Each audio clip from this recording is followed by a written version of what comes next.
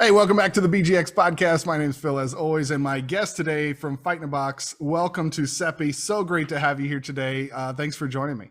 Hey, Phil. Thanks for having me here. Awesome. Well, Seppy, tell us a little bit about Fight in the Box. How did you guys get started? What's your role? That kind of thing. All right. I am chief game designer because I'm post-adult. I get to pick whatever title I want. Like when I help with other people with business consulting, I tell them pick the title that you actually want to do, not your responsibilities. Probably my responsibilities are everything under the sun with the exception of like the print and illustration and graphic design. Currently, I don't do anything of that, but everything else I do. But yeah, I'm one of the partners here at Fight in a Box. We're a small indie board game company. Our sixth title will probably crowdfund this fall. Amazing. So obviously, Mouse, Cheese, Cat, Cucumber, I think is your most recent release. Is that correct? Yeah, Mouse, Cheese, Cat, Cucumber, the most overproduced, $13.50 in the history of gaming. It does not only have one multiplayer mode. It does not only have one solo mode. It has two solo modes, a puzzle mode, and a solo campaign mode that puts the two solo modes together. Phil, how many pages? 3.5 by 3.5 inch pages, this size pages. Okay. Is the solo campaign rules, the one that incorporates all the rules. Guess. Oh, geez. Without looking at your website, I'm going to say 10 pages. It's 80 pages. Oh my! It's a PDF you can download because I can't afford to print it. It's $13.50 only if you download those PDFs. But it's fantastic. It got great reviews. It did really well on Kickstarter. It has a prequel comic strip. It has an art novella. It has a free RPG. It is fantastic. It is what happens when a game designer is trapped for 2 years because of a pandemic. This is what happens. I want to work on this thing. There's nothing stopping me. Yeah. And so when did you guys launch? That was hysterical. So it was last year in March and we delivered last year in October. Wow. Okay. A month early. Like no one can say that. No one can say early delivery is not the commonplace right now. No one can say they delivered early in 2021. Woo! Yeah, that is sort of our thing. The heart of the matter, Phil, is I might be a better project manager than I am a game designer, but that doesn't mean that that's what I'm going to do. I love it. Well, hey, a well-managed game company is just as important as one with good games, because I'd rather get the game than never get it and have a great theory of a game. So no, the games are high, top quality. The deluxe edition was hand numbered. I had packed them all myself. The bag's fantastic. We only made 210 of those. The last of those will be available during con season this year. There's not that many left. The game mats are almost all gone. Like it's that title's done exceptionally well. It is the third in our small box series and the most brain melty. For people who don't know, it's asymmetric play, hidden roles, maze builder. So everybody plays one of the characters. Phil, what does the mouse want to do? I don't know because I haven't played it yet. The title's called Mouse, Cheese, Cat, Cucumber. What does the mouse I'm assuming wants to get the cheese, right? Correct. What does the cat want to do? Get the mouse, of course. Yes. What does the cheese want to do? Oh boy, I don't know. Age. Good. It wants everybody to age. It wants everybody to live peacefully because it is neutral. It is Swiss. And what does the cucumber want to do? I'm nervous to say I don't want to get demonetized. Okay, good. It's evil and it wants everybody trapped together. So in the course of the game, you grab a tile, you add it to the maze from the conveyor belt. It has a very simple mechanic, but the choices that you make are really strategic. So yeah, it's great. Awesome. So tell us about the kind of the process, I guess, you guys go through as a design company. How many of you are there at Fight in a Box? Bob manages sort of the finance end for us. So he's been there from the beginning. He owns a game shop in Minneapolis, which is Tower Games, which is a premier gaming experience. It's fantastic if you get a chance to go there. And then Mark, our illustrator for Hedgehog Hop and Mouse Cheese, we made him a partner this year and made him creative director. Awesome. Awesome. So tell me about the process you guys go through as you're thinking about a game. You said you've got another title that might be kickstarting later this year. You know, Yeah. tell me about the whole process of one of you has this crazy idea from sitting inside on pandemic and then all the way through to kind of launch and development.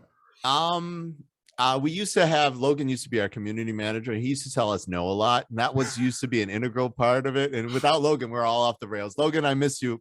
Yeah, no, he's a now community manager for a large online community. Excellent. So we do contesting. So we work on games, work on games ideas. We test them internally or with our fans. If you're in the Twin Cities, I do buy you burritos to tell you, to have you tell me and make me cry about the game designs that we have going on. We do that at Tower, or we used to before the pandemic in the way back when.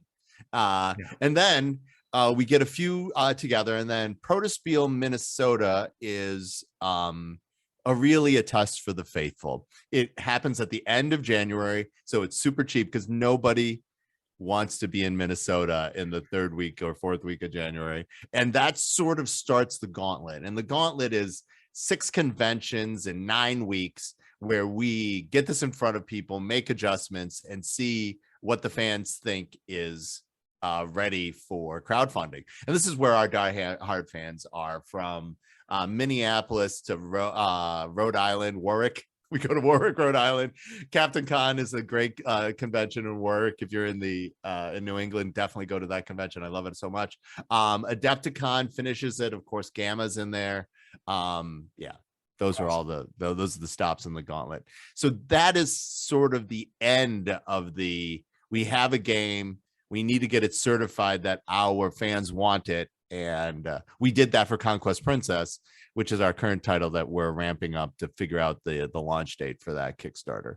It is another it is a co-op game, and it is another collaboration between me and the Yang brothers, Peter and Patrick Yang, who are consultants on the project. They were also consultants on game developers, code developers, and designers for Mouse, Cheese, Cat, Cucumber. Okay. Awesome. So how many game ideas do you guys come up with that you sort of get into a prototype and then decide, nah, this doesn't really work, or we don't love it? I mean, do tears count, Phil? Do a lot of crying, sobbing, bad ideas? Like how much? Like what are we talking about? Processing took a number of iterations. It took about 6 years, back and forth. I build and rebuild. I usually don't let ideas go.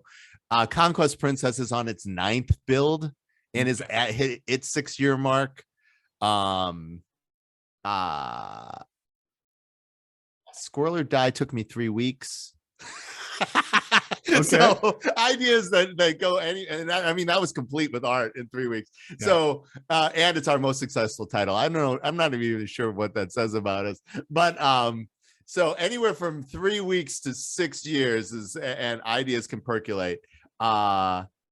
Currently on the agenda is a solo mode plus expansion for a new mechanic for processing, because processing is fantastic, needs love. A new edition for End of the Line, which is our first big box game. Obviously, then Conquest Princess is coming up. I have a game about stacking pandas that I like. Which is sort of like a cooperative robo rally experience. Instead of everybody being mean to each other, the hilarity which will happen if everybody, sort of like a more like Quirky Circuits meets Scout. Have you played Scout yet, Phil? I have not played Scout. You should stop this immediately. Stop it, and you should immediately run and play Scout. All right, I'm out. I'll be back. You keep talking. Yeah, it's true. Like Scout is the best gameplay to worst graphic design currently available in gaming. It is an amazingly sort of a fresh take on trick taking, and yeah, it's really, really good. I like with the crew. Trick taking is now acceptable to gamers, and a Scout is another step up. I think it's a different type of game, yeah, but Scout's really, really good. I would recommend it. Awesome. Awesome. Well, I'm going to add it to my wish list. I've got about 300 games on my wish list right now. So, but To the top, like it should be Planet Unknown and Scout right now. Those are the two, like those two. Now Planet Unknown, I can teach you on Sovereignty on a Tuesday night, Phil. All you have to do is show up. I'll teach it to you. It's fantastic. It's free to play all this month. If folks are like, how do I get a hold of a Planet Unknown? If you can't get a hold of one, because the physical copies are amazing, that's that space game with the Lazy Susan. Yeah, no, that's from Minneapolis as well. Adam is an amazing person. Playing on Sovereignty on Tuesday nights or all this month because it is celebrating successful crowdsourcing projects on that platform. That's awesome. That is awesome. So, man, so much good stuff. So talk to me a little bit about, how the company started. I mean, you guys founded, how long ago was that? And how different did the company look between then and now? It looks very different. Officially, we started, we incorporated in 2013. There was 4 of us to begin with, and we've had a couple of rotating partners out afterwards. And it has always been somebody gets involved with us, helps us out, and then their life explodes into success, and so they don't have time anymore. Like, one of our original partners. Nigel, who made our logo, started a business in Des Moines making acrylic tokens, Muson minis. His life exploded into success. It was great. So he couldn't be a partner anymore. Our original finance guy, Ryan, got 3 promotions at work and got moved around the country. Subsequent people like Mel, who was our graphic designer, she was a partner for a while. She ended up getting picked up by Chip Theory. I don't know if you've ever heard of them. Yeah. So she's got a new title. I should know what it is. It's pretty significant. There's been 1 or 2 others in there as well, and so that has been a thing. So it was just Bob and I for a while until now Mark has decided to drink the Kool-Aid. Well, that's incredible. And congratulations, by the way, on 9 successful years, coming up on your 10th year. It sounds like next year. So it is big milestone for a business. I mean, not a lot of businesses make it past a couple of years. So it's true. Yeah, we've done it a little differently, and it's our 6th title in 10 years. We don't have like warehouse space. So when we make a game, like End of Line was like 9 pallets sitting in my garage. And so I had to spend 2 years selling out. And that game did sell out. It's fantastic. Like Squirrely Dies on its 3rd print run, which is amazing. Mouse Cheese is doing really well. Processing hit its sort of convention circuit right when the pandemic, was supposed to be our game and that game is fantastic. It is a social area control game. It's somewhere where party meets smart.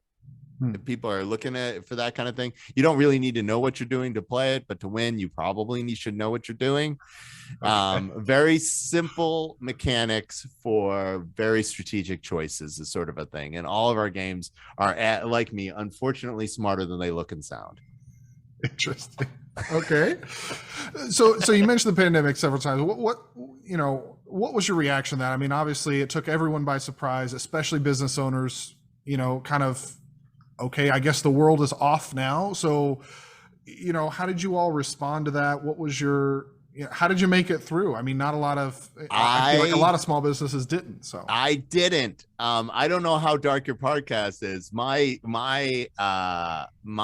pandemic was wrought with personal tragedies, and I don't know if this is the right genre for that. That's okay. Yeah. Let's talk about the upside of it. Sure. I ended up homeless.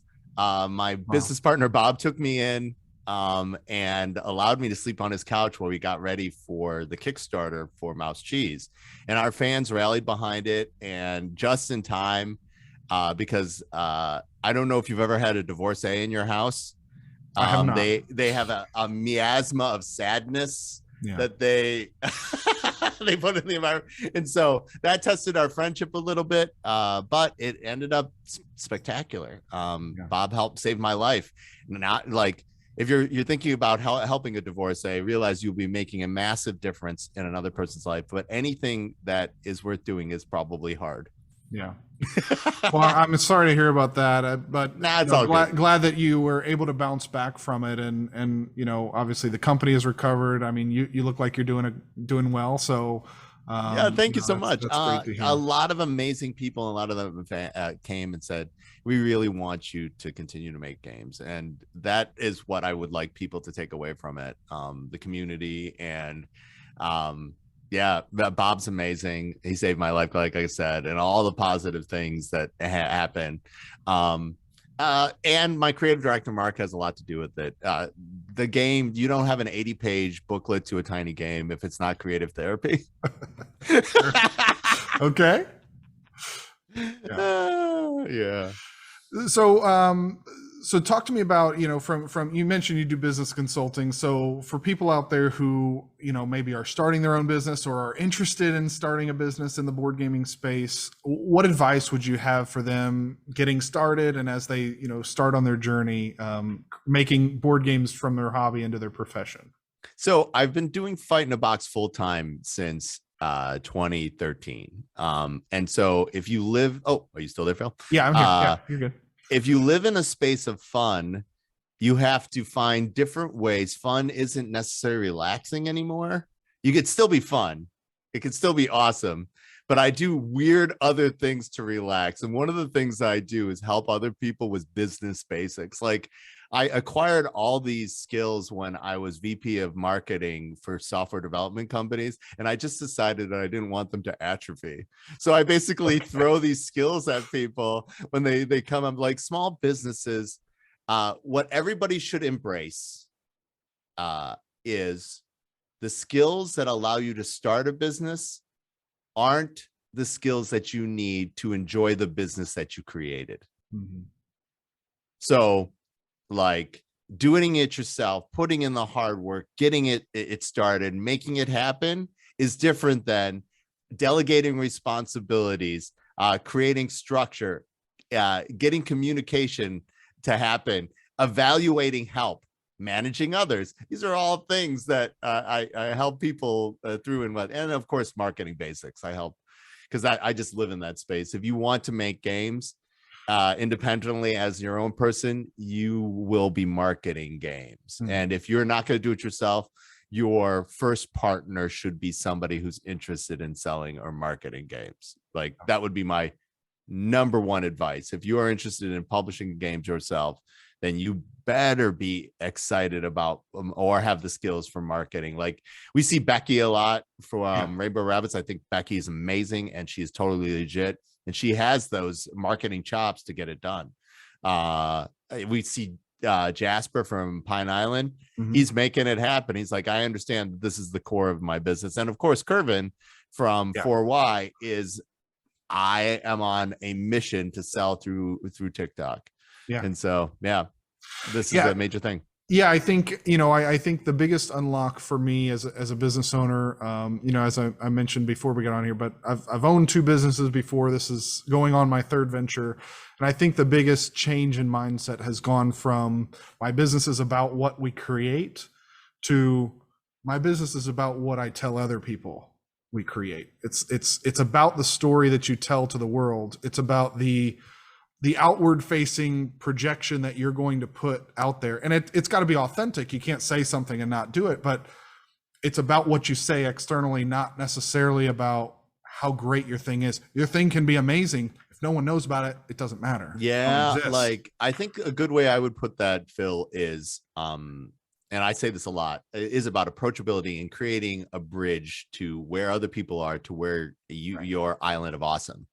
And so what you're talking about, that outwardly, externally story, is a bridge for people to come along on your journey. And that's absolutely the case. Being genuine is so much part of it, but people like beat themselves up about this kind of thing. Realize this is such a small window into another person. And a person is so multifaceted. You can have a very practiced version of yourself that is approachable and authentically you.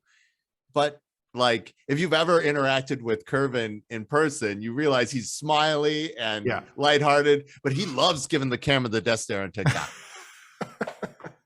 that was actually the first thing that we said when he jumped on the podcast. I'm like, dude, you're smiling so much. He's like, yeah, I know. I never do that on TikTok. And I told him, I'm like, when we do this thumbnail, I'm gonna get a shot of you smiling and use it as the thumbnail. So, which I won't know who that is. That's like, right. Who is that handsome, smiling Filipino lad? That's yeah, right. no, my gosh, no. They know the Filipino death stare. Yeah, but I think, I think for him, his authentic self, it can be both. And just because you're not bubbly on camera, like that's not for everyone. And that's not how he wants to portray his story and how he wants to invite people along his journey, as you mentioned. So, right. You allow yourself to be multifaceted and allow yourself to be different ways on different pieces of content and so forth and whatnot. You're allowed to do that. Yeah. You're a person. You're allowed to have multiple moods and but making sure that the thing is true to some part of you, like fake it till you make it only really counts now when it's about the effort that you're putting forward. And right, like, I'm so tired. No, I'm gonna fake. I'm not tired of it. I'm faking a level of energy that is, that's okay. Yeah. But not being you is sort of a thing. I think it also applies. Fake it till you make it also applies when you're approaching something new that you haven't done before. Most people with TikTok, business people, I guess, who are trying to get their TikTok business going, like, fake it till you make it just means start making videos and pretend like you know what you're doing. I mean, go read an article. I don't like fake it to make it for that phrase, but I get what you're saying. Okay. I totally hear what you're saying. Don't let you stop you from trying things out. Right. And in that aspect, fake it to make it is very important. Right. Yeah. Right. Yeah. Right. I mean, don't go on and ask your 12-year-old niece, what should I do on TikTok? She's like, ooh, here, I'll send you a dance to do. Like that. Maybe not what I mean. But what I do mean is, don't psych yourself out of, oh, well, I'll never have a TikTok account with 100,000 followers because I don't present videos the way that person does. Like they also didn't for their first video. Like go back and watch anyone's first videos. They're bad lighting, bad backgrounds. Yeah, no, try different things. Try different things. And it is about getting back up and trying other things. And in TikTok's favor, they've changed the algorithm and they keep on changing the algorithm. Mm-hmm. They understand the things that they used to prioritize, like pumping multiple posts a day isn't actually keeping a sustaining audience interested, and trying to figure out what quality is and putting an algorithm to quality content and what that kind of behavior is. And so there's a lot of gamification that goes on with that. I mean, you could still gain an organic audience in TikTok. Instagram and Facebook, it's hard to do that currently.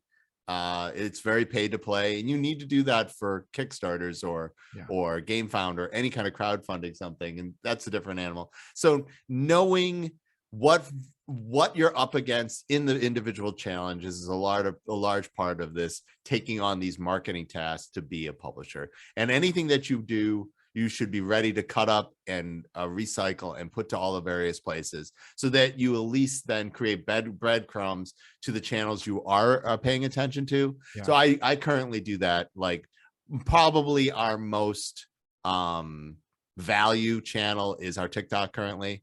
I'm engaging with other people on how to do things and whatever, right. And sort of opportunities to learn things in and from us. All my rest of my channels are taking stuff from that, or occasionally visuals from other things that we're doing, or maybe game stuff. But yeah, that's sort of what it. That's all will be changing as we start to ramp up for a fall Kickstarter. That is going to be sort of some communication adulting that goes along with just normal project rigor. Yeah. And it's interesting you mentioned about kind of recycling content for other channels, and maybe recycling is the wrong word, but repurposing. No. You repurpose. It's recycling is absolutely fair, because there are some people who do not want to, and sometimes it's you are either going to the sites allow you to strip off the TikTok watermark, Right. being able to post it to YouTube. There are people who are like, this is where I want to get my content, and you being there so that they can get that is appropriate, especially if the amount of time to do that is very minimal. Right. Yeah, I mean, I just started reposting content that from my TikTok. I just posted on TikTok at the beginning, and then I went back and just last weekend scheduled everything for Instagram and YouTube Shorts and Facebook. And I'm seeing some engagement. I did not strip off watermarks, so that was probably my first mistake. Nah, I don't do it either, but you Okay. can and you should. Like Okay. this is like being post-adult. I get to tell people to do things and be a hypocrite about it. Or maybe that's more adult. Maybe that's me turning to adult. I don't know. Yeah, no, there's a lot of like best practices. But if you can't do it, don't sweat it. Right. Like it's more important that it's out there. And then you're learning from it. And like, okay, everything that you do from a marketing perspective should be looked at as an experiment.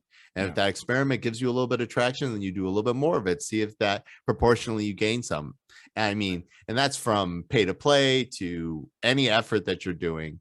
And simultaneously, you got to work with burnout. Like as a publisher, and wearing all these kinds of hats, I've got creative burnout, I got people burnout, I've got project burnout, I've got all these kinds of stuff. And sometimes you just have to be kind to yourself and say, I can't do any more today.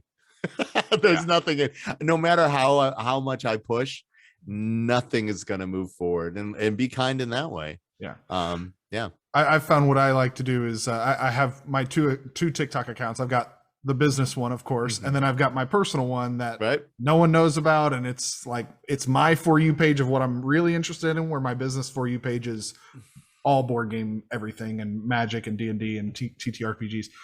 And what I do when I'm ready to take a break is I just switch accounts, and then I don't get notifications on my business account, and I get to scroll my For You page, and I don't feel obligated to like comment on every board game TikTok. Like, I can just enjoy. I should do that, but I don't, because I think I already spend a disproportional amount of time on TikTok that I should on various other marketing efforts. And so I'm just, okay, this is the kind of thing. And occasionally something that's just for me pops up, and that's like a little treat for me. I'm like, oh, isn't that nice? Right. TikTok knows who I am again. Right. That's special. All right, then. So but back to kind of what we were talking about earlier with recycling content. I think a lot of people, when they are getting started with a business, they look at marketing as a big bucket, and they say, I have to be on every single platform. I've got to generate content for every single platform, and they almost get overwhelmed because there is so much, and there's so much to learn. Definitely don't do that. So if people are just starting out, they have no followers, brand new business concept, what's your recommendation? How do they start, and how do they scale into something that is multi-channel? The flavor of business matters for that a lot. Okay. How many already community that they have, but if they're starting from scratch right now, I would participate in, if it's in a gaming space, the communities that they already have, and being a good citizen first. Okay. And then figuring out which of those communities is most excited about what they're doing. And that could be a Discord, it could be a convention Discord, it could be like it could be TikTok. I think TikTok's board game community is amazing, and really embracing all those kinds of folks. Finding out where they could regularly be a good citizen and make content, and go with that, because the individual silos of Discords are actually really good. And that could be a podcast, individual one. There's a lot of show us your work, opportunities to play test over and whatnot. If they're in an RPG space, it's a little bit different than if they're in a miniature space, or if they're in a board game space. So I would find out like which communities would embrace them, and then start participating there, and then see which of those communities, it could be Twitch, right? If it's a video game one, it could be, or digital games of any flavor, it could be Twitch for the right kind of thing. So yeah. Yeah. And then, going beyond that and starting to scale as you start to gain a little bit of traction, you've got your first 1,000 followers wherever you are. Woohoo! Where do you go beyond that? How do you get from there to, okay, now I'm going to start to maybe is it too early to think about monetizing, or, where No, do you go from there? there's two things there that you hit on. Number one, you should set a goal, and you should probably pick a channel and set a goal. Knowing that the other content for the other ones will filter in, that you have a primary channel or two primary channels and then secondary channels where you're recycling your other stuff too, just for other people to find you if they do those things. Sure. After they get to whatever their goal is, for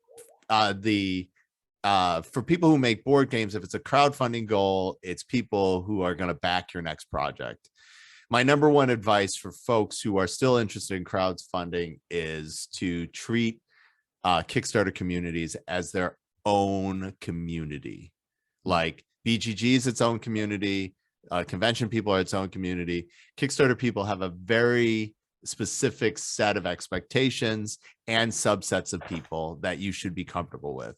And so if you're trying to monetize your following for board games, then crowdfunding a project is probably the easiest one, or running events is the next one. So that I would do bridging the gap would be my advice for people before going to content for pay.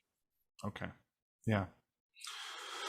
Yeah, I mean, content for pay, obviously, for some people is the ultimate goal, and sort of, if all I got to do is this, that would be amazing.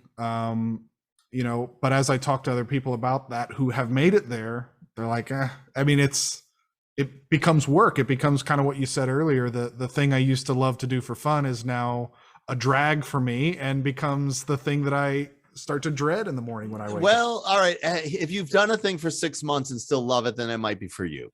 And that includes doing that thing at the success. So plan that way, like plan to switch, plan to move things around. I've seen a lot of content creators shift their content, even on TikTok. Like EasyCat has made a real shift to other types of content other than just book talk.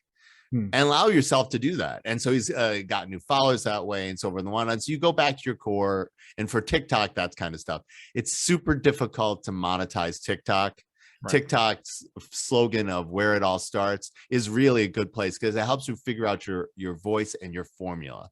And again, back to your voice needs to be approachable first and consistent. These are the two things, the fundamental awesome of TikTok, that it rewards you again and again.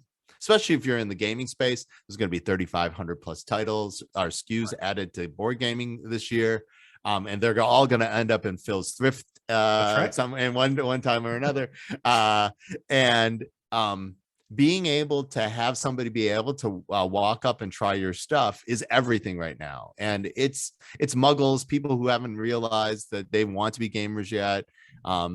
Gaming doubled in size last year, according to some market studies. And the largest group of people who now consider themselves gamers are what we would consider traditionally to be casual gamers. Like, oh, I play board games on the regular. I own 7 games. I'm a board gamer, right? And they are. Like, how do you convince that person that they need an 8th game? Like, I know a lot of like people just starting, and like my wife says I can't have a 10th board game, and I'm like, well, she's right. Yeah.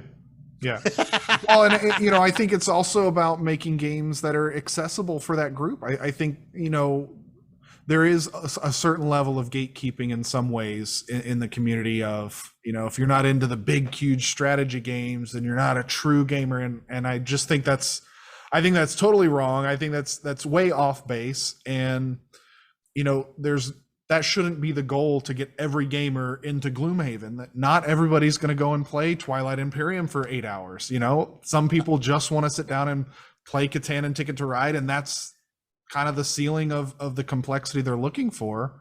Vlada Havatel made all these super deep games like Dungeon Lords, Dungeon Pets, but then he also makes Galaxy Trucker, and of course Codenames.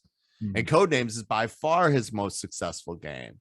And so we're finding established designers who understand like deep games, making their version of the approachable games, really finding a lot of success. And so you're allowed to be on one end or the other. Your fan base will come with you for whatever reason. My games are mean or mind melting traditionally. And even if they don't like a particular title, the fight fans really want Bob and I and Mark to succeed, and that's amazing. Yeah, so important to build a community around whatever you're doing, regardless if it's, you're just going to be a content creator, or if you're going to publish games, open a shop, whatever.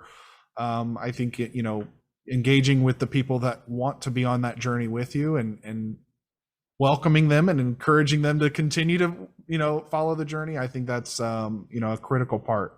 Curating your fandom is really important, and what is acceptable in your fandom is really, really, really important. And one of the things that I love about the fight fans is we have people from wildly diverse political backgrounds cohabitating in our version of fun. Sure. And I think there needs to be a place where people can start seeing people as people, and finding out where we all can laugh together, even if it's darkly laughing at things. Yeah, that's very, very, very important for us. And so yeah, but we have rules, right? You cannot be part of our fandom if you're going to do these things. And and so as you are figuring out your voice and you're figuring out your community, don't be afraid to say, this is what I want my community to be about. Yeah, absolutely. Well, Seppy, if somebody wants to join your community or pick up a copy of one of your games, where can they find you? Where can they check you out online? Fightinthebox.com. And then follow us on TikTok, Instagram, Facebook, Twitter. I'm so old. I got all these things as.coms and as myself forever. I wrestled them from like a Brazilian jiu-jitsu place back in 2010. And so, we're Fighting the Box everywhere. The place that you can get if you're looking for help from me on any of the various things, probably TikTok is the place to go. I think my Twitter is probably the one I'm most shameful about. Same. I don't think I've posted to Twitter yet on my official channel. Like Twitter is about a conversation, and I am not a good citizen. I'm not participating in good conversations on Twitter. Yes. Well, let's see what Elon Musk does with it, and then I'll make a decision if I'm gonna. I'm so mad that the Supreme Court legalized bribery, and now other people's speech is way louder and more protected than my form of free speech. It's making me crazy. Conversations for another day, I'm sure. But yes, conversations for another day. No worries. Well, hey, I appreciate you being on today. Thank you so much for your time. Make sure to check out his TikTok and all of his games on his website. But really appreciate you being on, Seppy. That was Phil. Thank you so much. All right.